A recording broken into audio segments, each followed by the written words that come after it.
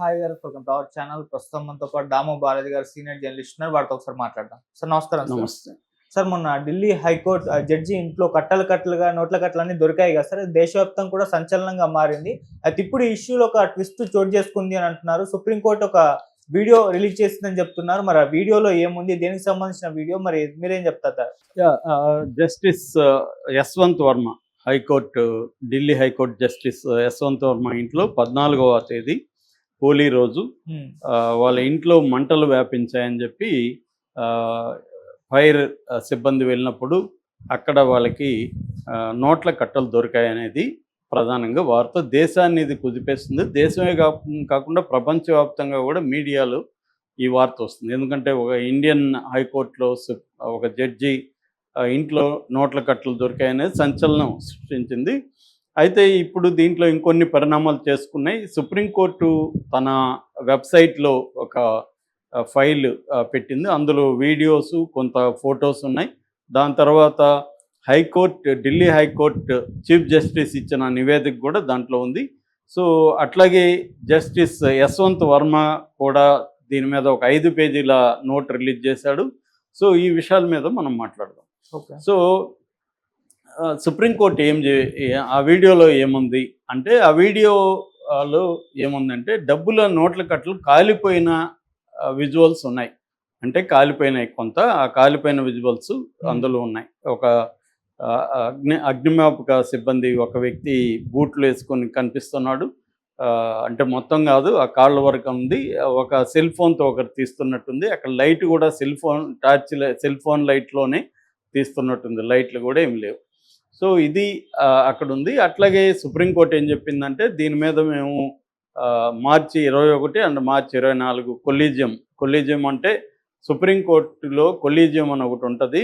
దీంట్లో 5 మంది supreme court judges ఉంటారు. చీఫ్ జస్టిస్ సంజీవ్ ఖన్నా, తర్వాత B R Gavai, Surya Kant, justice Rishikesh Roy, justice Abhay Oka, వీళ్ళు అభయ్ ఓకా, వీళ్ళు 5 మంది కలిసిన ఒక కొలీజియం అంటారు. ఈ కొలీజియం ఏం చేస్తుందంటే, సుప్రీంకోర్టులో కాకపోతే మిగతా కోర్టుల అపాయింట్మెంట్లన్నీ వీళ్ళే డిసైడ్ చేస్తారు. జడ్జిల్ని ప్రమోషన్లు వీళ్ళే డిసైడ్ చేస్తారు. ఏదైనా ఆరోపణలు వచ్చినా వీళ్ళే డిసైడ్ చేస్తారు. సో మామూలుగా సుప్రీంకోర్టు కానీ హైకోర్టు కానీ జడ్జిల మీద కేసు పెట్టడానికి లేదు.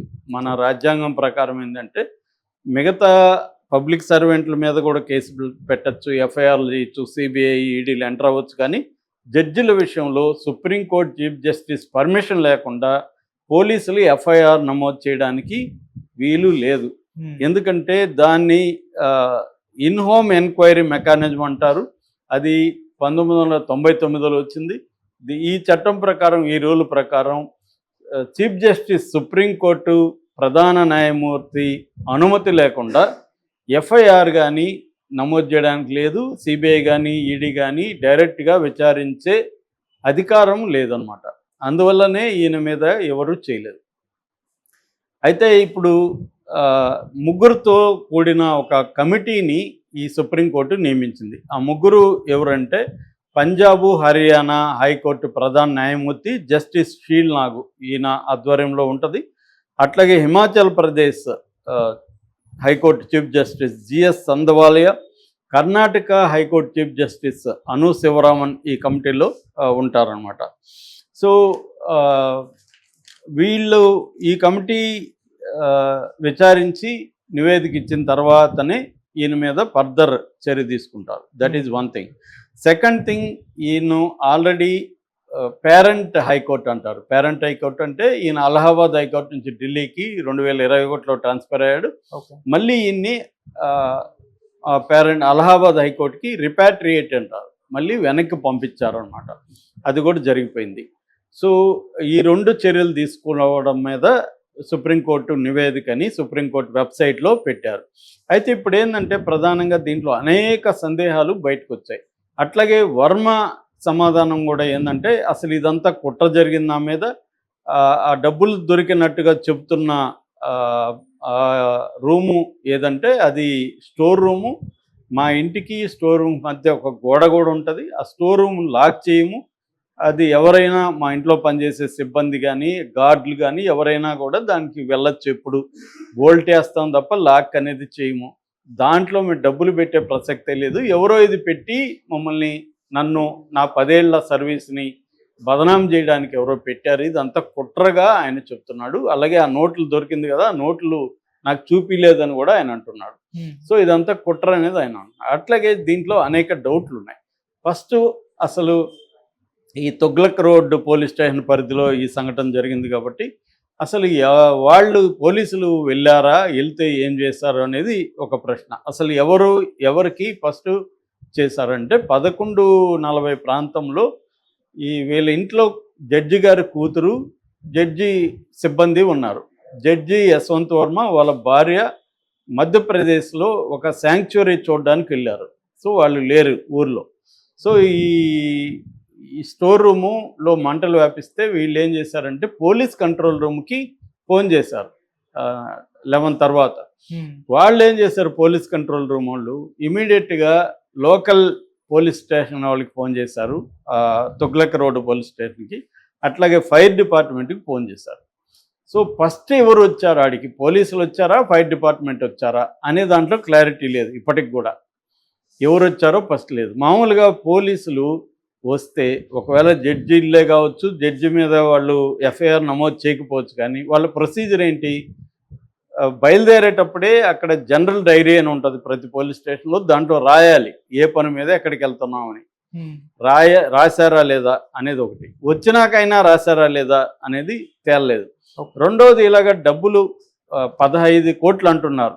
15 కోట్లు 500 నోట్లు. 15 కోట్లు 500 నోట్ అంటే చాట్‌జీపీటీని అడిగితే ఎంత బరువు ఉంటుందని, ఒక నోటు 1 గ్రామ్ ఉంటుందని చాట్‌జీపీటీ చెప్పింది. అలాగా 20,000 నోట్లు ₹1,00,00,000 ఉంటే ₹1,00,00,000 20 కేజీలు తూగుతుంది 500 నోట్లు. అట్లాగే 15 ఇది కాబట్టి 15 × 20 300 కేజీలు మొత్తం ఈ 15 కోట్ల డబ్బులు. అంటే 300 కేజీలు అంటే 3 బస్తాల్లో పెట్టారనేది ఇప్పుడు అంటున్నారు. ఓకే.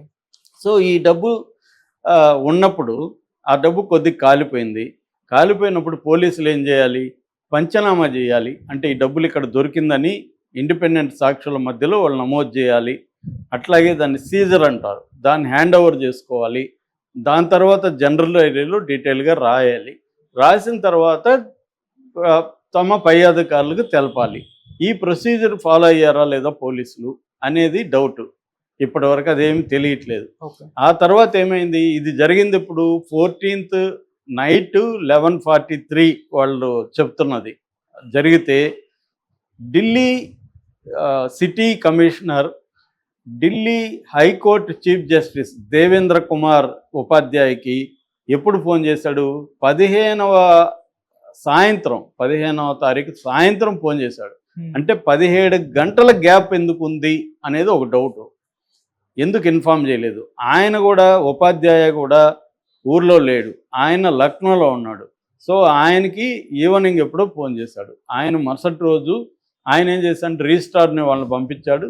ఇతను ఎవరు, మన యశ్వంత్ వర్మ నిందితుడు ఎవరైతే ఉన్నాడో ఆ జడ్జి మరుసటి రోజు ఈవినింగ్ వచ్చి అప్పుడు ఈ ఉపాధ్యాయ చూపించే వరకు ఆయనకు తెలియదు. వీడియో చూపించి ఇది నీ మీద ఆరోపణలు వచ్చిందంటే ఇదంతా కుట్ర, మేము అసలు అది స్టోర్ రూమ్లో ఎవరు డబ్బులు పెడతాడు, దాన్ని ఎవరైనా వెళ్ళి వస్తుంటారు, దానికి మేము లాకులు కూడా చేయము, కాబట్టి ఎవరో పెట్టి చేశారు కావాలని, నోట్లు ఏమైనాయి అవన్నీ మీరు చేయండి అని చెప్పాడు. దాని తర్వాత ఉపాధ్యాయ ఏం చేశాడంటే ఆయన సుప్రీంకోర్టు చీఫ్ జస్టిస్కి ఇన్ఫామ్ చేశాడు.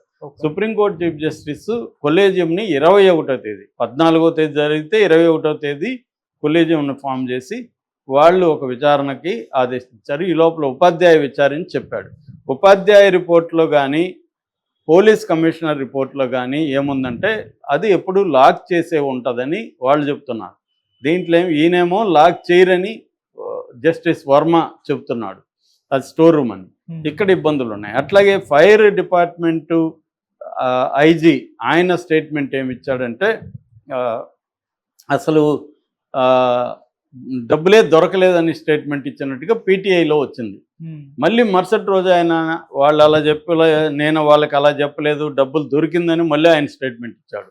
సో ఇది ఒక పక్క. రెండవది అసలు మామూలు వాళ్ళకి ఒక న్యాయం, జడ్జిలకి ఒక న్యాయం ఎందుకు ఉంటుంది? ఈ పాటికైతే మామూలు వాళ్ళ ఇంట్లో 15 కోట్లు దొరుకుంటే, ఏ ఐఏఎస్ ఆఫీసర్ కానీ లేకపోతే ఇది రాజకీయ నాయకుల ఇంట్లో దొరుకుంటే ఈ పాటికి ఈడీ రంగంలోకి దిగేది, సిబిఐ దిగేది, ఐటీ డిపార్ట్మెంట్లు దిగేవాళ్ళు, రకరకాల వాళ్ళు వచ్చేసేవాళ్ళు కదా, పోలీస్ కేసు అయ్యేది కదా. జడ్జి గారి గురించి మాత్రం ఎందుకు జరగట్లేదు? అసలు ఇంత ఆలస్యం ఎందుకు జరుగుతుంది? పబ్లిక్ ఎందుకు అన్ని విషయాలు చెప్పట్లేదు అన్న డౌట్లు అనేకం వస్తున్నాయన్నమాట. ఇది తేల్చాల్సింది. మామూలుగా అయితే ప్రొసీజర్ ప్రకారం, రూల్ ప్రకారం అయితే నేను ఇందాక చెప్పినట్టుగా సుప్రీంకోర్టు కొలీజియము విచారణకు ఆదేశిస్తుంది. ఆ విచారణలో ఒకవేళ ఈయన అనుమానితుడుగా తేలినా, దోషిగా తేలినా ఈయన రిజైన్ చేయమని చెప్తారు.